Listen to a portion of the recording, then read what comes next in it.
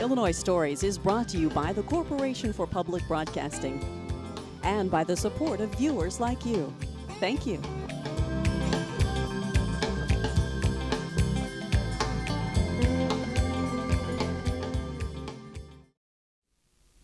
Hello, welcome to Illinois Stories. I'm Mark McDonald on the old State Capitol Plaza at the Korean War National Museum. It's been here in downtown Springfield for almost 5 years, and you might be like me, you may never have set foot in here. During this program, you get a look at some of the familiar things that are here, and it may make you want to get in here and maybe come back if you have been here. Thomas Kenny has been the manager here for a couple of years, I guess, Thomas, right? That's correct. I'm a visitor. What do you tell me the first thing when I walk in? Welcome to the Korean War National Museum. Admission's free. We do appreciate donations. Okay, that's a good note. And $3 donation is suggested, right? Yep, that's correct. But if people just want to wander through, they're free to do that. Correct. We're going to get into this later in the program. People know that they may have heard it's here, and then they may have heard that it's moving and those kinds of things. And we're going to clear up that information later in the program. But first, I asked you earlier, where would you start me out on a tour if you were giving me a guided tour? Would you get me started? Yes, I would start down right here where we kind of talk about the cultural Korea a little before the war and what some of the Koreans did actually during the war. Okay. Yes, if you look right here, you'll see this intricate dishware that was actually made out of spent artillery shells. The Korean women would go up near the front and pick that up and bring it back and work it into this incredibly unique Oh, I can't believe that. So any kind of metal, I assume, was then really precious to them, that they could, and they would scrounge the battlefields looking for these things and then melt it and turn it in. Those are gorgeous. Those are just beautiful. And what are we looking at in the clothing line here? Right here you have a traditional Korean dress, and this is what's known as an A-frame, which a lot of the Koreans would use when they were carrying some of their crops on their back, and they would just wear that and then have this completely full of their produce. And then on top of there you have an example of a traditional wedding headdress that the Korean women would be wearing. Wow, talk about a different culture. Our soldiers that went over there probably didn't have any idea what they were getting themselves into, did they? It was quite the culture difference. It really was. Let's look at this map here for just a moment, because it's let's lay out the land for people who are not familiar with the Korean War. This whole peninsula here is known as the Korean Peninsula, and after World War II, there was a struggle for that whole area of land, wasn't there? Yes. There was an agreement made that the Soviets would take care of the surrender of Japanese troops north of the 38th parallel, and Americans would take care of the surrender of Japanese troops south of the parallel. So that's what started the original division. Oh, okay. That's where the 38th parallel line, that's why it was drawn there originally. Yes. And it just became the battle line all after that, didn't it? Correct. That's it became the border, and then once the North invaded the South, it became just another line. And you can see here where China, of course, borders North Korea, and so it was in their interest to support the North Koreans and for the establishment of the communist state there. Yes. That's how they got involved. Okay. You mentioned Pusan to me, and I didn't remember much about Pusan, but it was very important, wasn't it? Yes, yes. It was shortly, a few months into the war, all that the UN had was this little section here called the Pusan Perimeter. And Pusan was the acting capital of the South Korea at that time. And it was hard fighting, holding on, kind of clinging on really to the tip of the peninsula. And did they succeed? They did indeed. It led to one of the more notable battles of the Korean War, which was the landing at Inchon. Which was the Marine Division was sent around enemy lines to land at the port right next to Seoul, which would be about right there. And anything and everything you would not want in an amphibious landing, Inchon had. Yeah, right. That's and correct. You've got an exhibit on Inchon, don't you? That we do. Okay, let's see that next, okay? All right.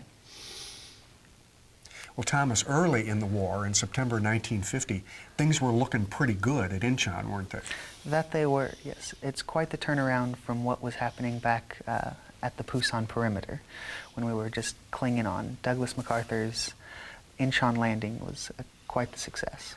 The reason it was a success, and people thought he was nuts for wanting to do it, is because who would take a flotilla into that harbor when the tides were changing 20 feet in height twice a day? That's correct. I guess the North Koreans thought nobody's going to want to go into that harbor, right? It just wouldn't seem like a logical decision to make. And I imagine even people on Macarthur's side thought he was a little crazy too.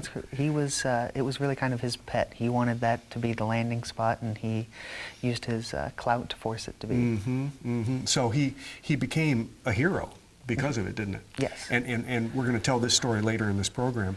It also sort of set up some battle lines between him and the president, but we'll get to that. Let's go and take a look at this map again so we can see what effect Inchon had on the rest of the road. They were down here at Pusan, right? Yep, that's correct. They had the Pusan Perimeter that just kind of went right here. Mm-hmm. And what they did is they had the 1st Marine Division come in and land right here at Inchon, which is just south of Seoul. And what the plan was to cut off the North Korean soldiers and have them all trapped right in between a pushing Pusan Perimeter and then the Marines. And actually, they succeeded in liberating Seoul too, didn't they? That they did. Yes, it was. There were 20,000 people there, or something. 20,000 North Korean troops defending Seoul, and they all skedaddled, didn't they? Yeah, they started pushing back, and then it was just a route up into the mountains of North Korea. Unfortunately, things changed. That they did. Yeah, we're going to tell that story next. Thomas, these images to me of Chosun, they're the nightmare, the real nightmare of the Korean War. What about you? It was the harshest experience of a lot of the soldiers in there. A lot of the Chosun is remembered, but on the western side of Korea there was some harsh realities faced over there as well.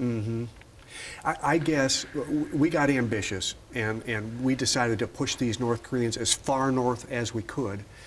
That's how we ended up there, and it got us in trouble, didn't it? That's correct. Yeah, we kept pushing. The resistance was light, confidence was building, but then we started to get to that part of North Korea where it really fans out. It's very mountainous. And they kind of duped us, didn't they? Because I don't think Macarthur thought that there would be that many Chinese troops. No, he did not. He highly underestimated the Chinese involvement and what they were willing to put into the war. We had, what, 15,000 Marines? Yes. They found themselves surrounded by 120,000 Chinese? That's correct. Wow. Yeah. Look at these pictures of these guys in this bitter, brutal cold. Thomas, I think they said it was 48 degrees below zero? That's correct. Oh my God. They managed to smile, but I don't know how. I mean, so many thousands of them ended up with frostbite. Here's one guy that's probably got frostbite right now, and because he needs that cane to get around. Look at these two guys. 48 degrees below zero. This is a neat picture. Yeah. Because we know this man, don't we? That we do. This guy's from around here. He's from Springfield area. Local Who is this? Springfield veteran, Carl Greenwood. He was a gunnery sergeant during the war, and this picture is unique. He only carried that machine gun one day in the war, and it was the day they took this iconic picture. Is that right? Was that from him? Did he give that to the museum? Yes, he has given a few donations to the museum. That's terrific. And then there's this well-known quote, "Retreat hell, we're attacking in a different direction." They really did have to retreat. They had to get out of there, didn't they, when they were surrounded? Yeah, they were surrounded and it looked bleak, but they made the absolute best of the situation and fought their way south and were able to save countless lives with their keeping together and working hard and moving south. Yeah. Out of the 15,000 Marines, how many came out? What was the breakdown? There was 12,000 of the 15,000 were either killed, wounded, taken prisoner, or had frostbite. Oh my God. So yes, 3,000 were unscathed. Oh man, that's tough. And that took them about 2 weeks to battle their way out of there, didn't it? That it did. It started late November and then ended in December 11th. Yeah. Here's another really, really good image of what it must have been like there. Look at how these guys are dressed coming out of, and look how steep the mountains are. That's the other thing. It was a harsh land up there. Terrible terrain. Absolute cold mountains. Look at what they had to wear here. This is a good exhibit here because these boots themselves, they say each one of these boots weighs about 3 pounds. Yeah, they were heavy, but the Oh my soldiers loved them because they were able to keep their feet warm. They were actually quite good for the soldiers that had them. And of course, you had to have heavy-duty parkas. I don't know that we were, as an Army, maybe we were, prepared for those kind of weather conditions. We were not. There was some of the cold weather gear was still in Japan when these soldiers were fighting up into north of the mountains.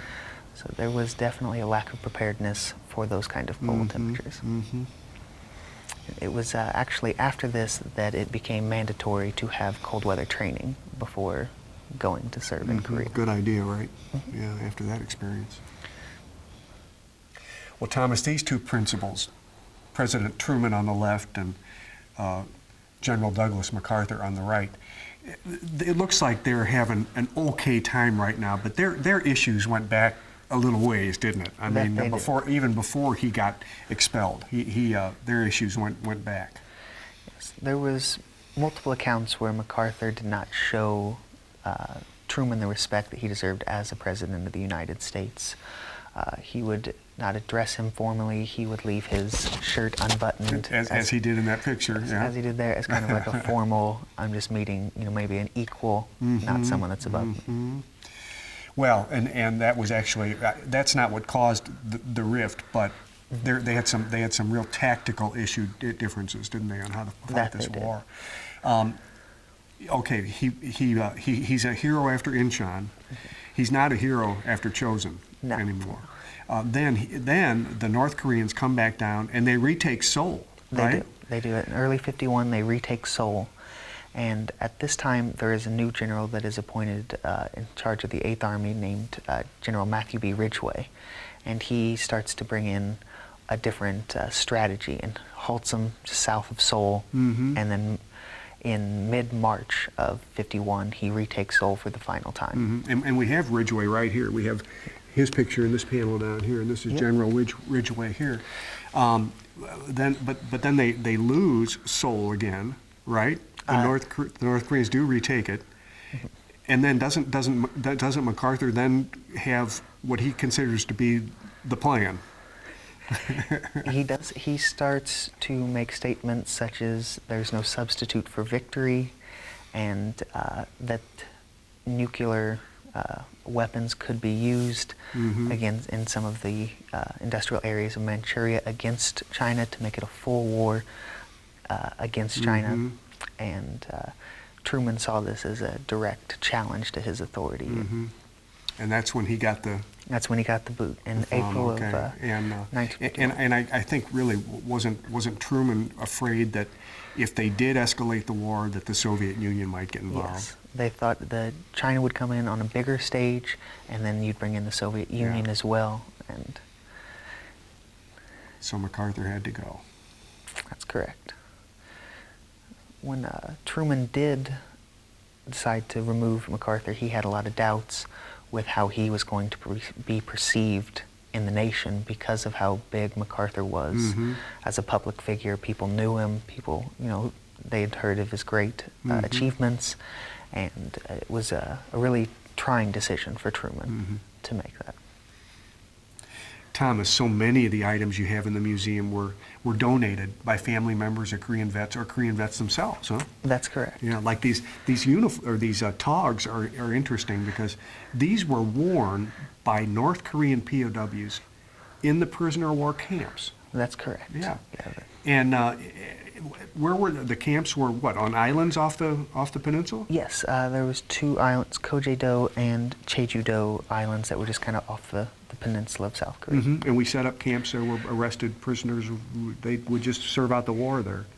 How would an American fall into the possession of these things? These were donated by a particular veteran who was in charge of overseeing the POWs on the islands. So he would have had access to them, and they may have been thrown out after the POWs were switched over to the...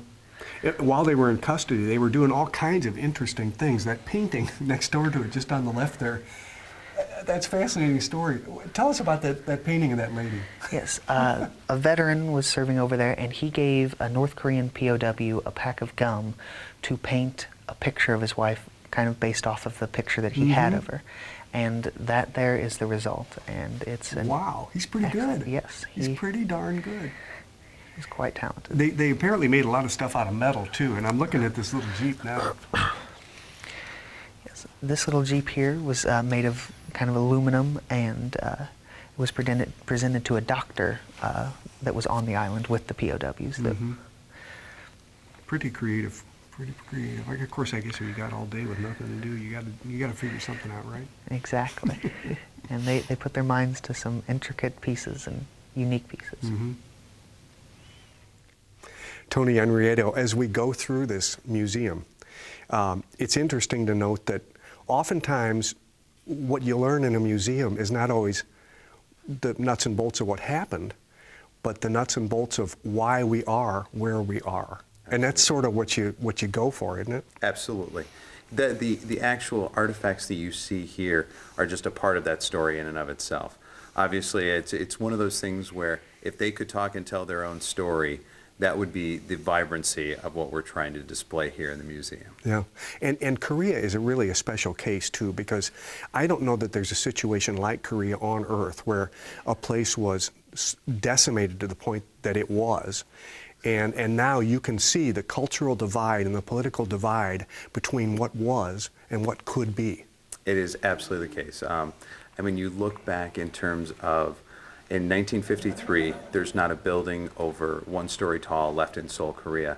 And you go back there today, 14.5 million, a vibrant, beautiful city, one of the most vibrant economies in the world. I mean, one of the largest users of financial aid back at the end of the war, and now one of the most generous givers of financial aid on the global scale. It's amazing to watch what is all a genesis in a short 60 years. Yeah, and one of the U.S.'s great trade partners. Absolutely. I mean, we're number 4 in terms of trade partners. And interestingly enough, if you look at one of the things that's not told about, social tolerance. I mean, here they were fighting against the Chinese, and now from an APAC perspective, they're the largest trade partner that Korea has. South Korea has. South Korea, right. Let's look at some items as long as we're here. Now, you're a West Point guy, right? I am. Okay, so this stuff really means a lot to you. I mean, when you look at the uniforms and you look at the guns and you look at all the stuff that these soldiers in the past had, it's fascinating to you as an Army guy, isn't it? It absolutely is. I mean, you look at this, and this is our history. I mean, these are the types of items, the leggings, the battle dress uniforms. I mean, you've got a couple of Marine Corps uniforms, so I was always partial to that Army side, but you look at this and you know this is the battle gear of men who were trained, similar to myself, to go out and fight and defend their country, and look at how we have changed from a historical perspective, yet how some things stay the same. The uniforms, I mean, that you see today in Afghanistan and Iraq are very similar to same thing, same purpose, same functionality. And the items over here that they had to fight with. I mean, and this, of course, this was the state of the art. This was the best you had, but this was what you had to. This was it. This is what you had to deal with, wasn't it? This is absolutely. I mean, at the time, it's fantastic. State of the art weapon systems that they were given and deployed with. But it's interesting for me because when you look at this, especially from a guy who was trained in the art of combat, if you will, this is only a part of the story. Because I think we sometimes get caught up in the fact that, you know, it's about the weapons, it's about the guns, it's about the fighting and the bloodshed. But it really isn't. I mean, for me, it's so much more because that outcome of what those men achieved for us on the scale is absolutely incredible. I mean, obviously Seoul epitomizes it, but when you think about the different battles, and as we walk forward, you can see some of those different, you know, Chosun, one of the bloodiest battles in all history. What did those men die for, and what did they really accomplish, and that many of them never got to see and understand? Right. And of course, they couldn't know at the time either what they were fighting for or what would happen, what would become. Actually, it worked out very, very well, except, and we're going to talk about this later, except for what happened in North Korea, which is very little has happened, and that's the shame of it. A huge difference. Yeah. A huge difference. But as I see these, and it's interesting because you note that how much things change, how much things really do stay the same. Tony, we mentioned the stark difference between North and South Korea, and I don't think anything illustrates it better than this satellite photograph. This is the absolute epitome of the result of that conflict and that war. I mean, you look at the bright vibrancy of everything south of the 38th parallel, and barely even any recognizable light to the north. It tells a story in one picture. I mean, a picture tells 1,000 words. Yeah. Right there it is. It is, you know, in a way, it is so sad when you think about what the North Korean people have had to endure from coming out on the raw end of that war, or that whole period of history. It's just a shame. It is incredible when you look at that and you think that to yourself that they're today living almost in the same conditions they were 60 years ago. And just a short, trip across that DMZ. I mean, here's a country that is truly leading the way from a modern age. I mean, some of the greatest technology that we have, Samsung, LG, all are derived from Korea. And yet, right across the border, they're brothers. I mean, in many cases, families that were torn apart, one brother fighting in the north, one brother fighting in the south. The stark difference even today for them is a life. This facility is named after Dennis Healy. Yes. It's called the Dennis Healy Freedom Center, I think, isn't it? Correct, Dennis J. Healy Freedom Center. Okay, and he saw this satellite image, and that's when he decided to become a supporter. he absolutely did. Here he was, and typical of so many men that fought over in Korea, they didn't want to talk about it. They came home and they went right back to work. And Dennis was another one of those, and he wanted to put the past in the past. And so finally somebody shows him that photo, and he looks at it and he goes, that's what we did. That made sense to him. It was such a stark reality that they went, and many of his friends fought and died in that war. And yet the good that really came out of this, I mean, as a nation and as a country for ourselves, it really is. I mean, you see the fruits of your labor in that itself. Tony, you talk about local roots. It's interesting when you think about what happened at the end of the Korean War and the people that you have in your organization now. It's quite a coincidence, isn't it? It's amazing. I mean, you look at a gentleman like General Peck, who is, I mean, considered by many the George Washington of South Korea in terms of being in the armistice talks and all his pivotal role in terms of the development and expansion of Korea after the war itself. And now we're very fortunate. Our first vice chair is his son, Nam Peck. He lives in the States now, is that true? He does. He lives in just north of Chicago. A very small world. So he's on your board. He's on our board of directors. A lot of people are going to be wondering, I mean, they know, many of them know that this museum is in Springfield. They also know that you all have been talking about moving this museum for several years now. What's on the horizon for this museum? So our plan is to move the headquarters and the main museum itself into New York City. A number of factors for that. I mean, 1 million visitors from Korea a year come to New York City. The overall booming tourism industry inside of New York itself, home of the United Nations, and obviously this being one of the most successful UN coalition activities, a number of real big factors for it. And obviously when we expand, we want that to be that high-tech type of museum that really is going to engage that 8-year-old, that 40-year-old father, and that 80-year-old grandfather all together. But I think our roots we always have to know that our roots were here in Springfield. So when we look at it, there are no plans for this to go anywhere as well.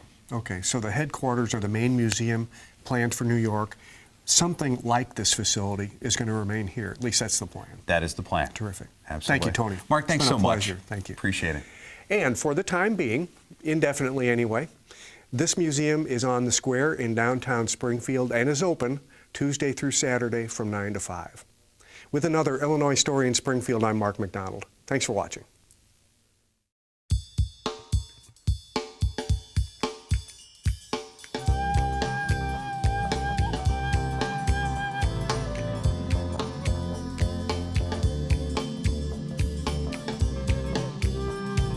Illinois Stories is brought to you by the Corporation for Public Broadcasting and by the support of viewers like you. Thank you. For a DVD copy of the program you've just seen, send $19.95 to Network Knowledge, P.O. Box 6248, Springfield, Illinois 62708. Be sure to include the program name, subject, and when the program aired. You can also order with your credit card by calling 800-232-3605.